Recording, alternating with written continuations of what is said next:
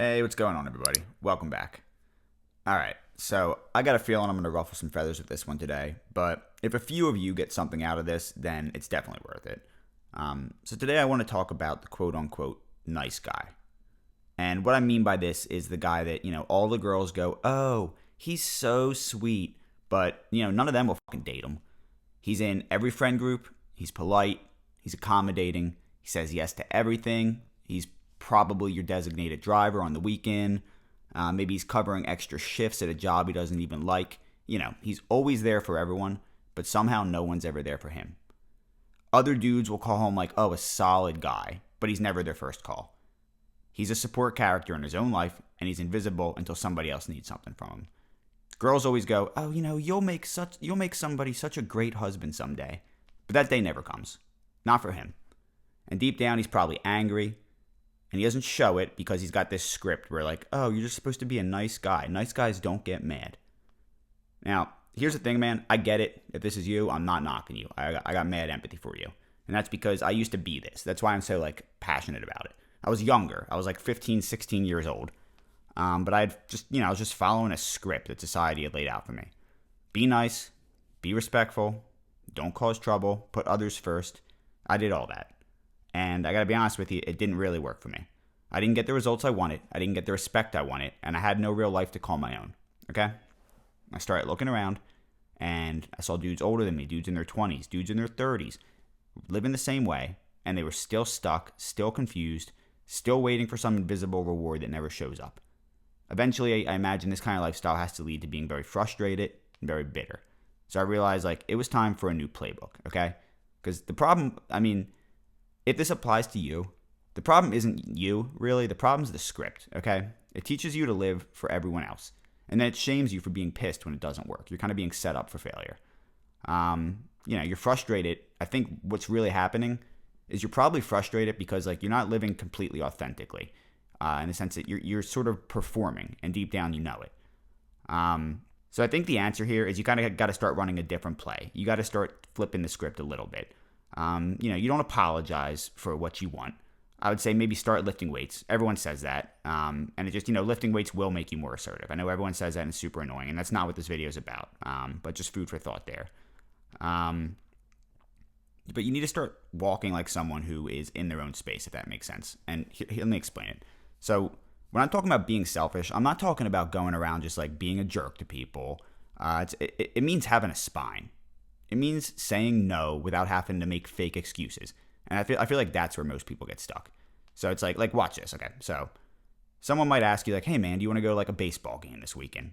And you don't want to go, but in your brain you start to get that feeling oh, I should go, or you start looking for a lie as to why you can't go. You go, oh man, my mom's got this thing, my cousin's coming over, I might be sick, that whatever it is. And a lot of people live this, and the reality is dude, you don't gotta fake a reason. You can just say no. You go, I do it all the time. People go, hey, you want to go to this thing? Go, nah, man, I don't feel like doing that. And so at first, it'll definitely throw people off. And they'll wait for an excuse, or they'll even throw you up the opportunity. And they'll go oh, why though? But you just hit them with the truth. You go, oh, because I don't want to do that, and that's not how I want to spend my time. And that's it. It's not drama. It's not shade. It's not no because you hate them. It's not no because you're mad. It's no because your time is yours, and you get to do with your time what you want to do. And that's not mean. It's really not. What is mean, or what is inauthentic, is lying, is faking it, is showing up and then being bitter and giving people a half version of yourself because you're too scared to say what you actually want. Think about it, man. You're not attacking anybody. You're just living in alignment. And that's powerful. And it doesn't happen overnight, but it absolutely can happen. You ever feel that split second tension where you want to say no, but your mouth auto-loads yeah, no problem, I'll do that. Yeah, again, man, I can relate. I'm not knocking you. This has been me, and I still have to fight this from time to time in my head. But, you can use this moment, to trade peace, I would say, for fake points. Fake brownie points, fake social brownie points, whatever. Because here's the truth. Those fake brownie points, they don't really exist. Nobody's keeping score. Not in the way that you think they are, anyway. And the people who are, honestly, don't matter. If someone's just using you for what they can get out of you, I promise you, man, you don't want that person in your life. So there's no need to play for the crowd. You don't have to do that. You want to start checking in with yourself. You go, do I want to do this? Does this feel right to me? And if the answer is yes, if you want to go to that baseball game, you go, yeah, definitely I want to go to that baseball game. And if you don't, you say no. You say, no, I don't want to do that. If what you want to do that day is sit in your house and play video games and eat ramen in your sweatpants, then guess what, man? That's the move, okay? It's not lazy. It's not selfish. It's called being a grown-ass man who lives on his own terms. Now, look, if this is like not if this is not natural to you, this is going to be like a little shift. It's going to take a second. And at first, it might feel weird. And you'll say no. And people might get confused, especially if you've been living like this for a long time. And they might even push back a little bit. But just give it time. Give it a month. Give it 6 months. Give it a year. And people will start to get it. And they'll start to come around to it.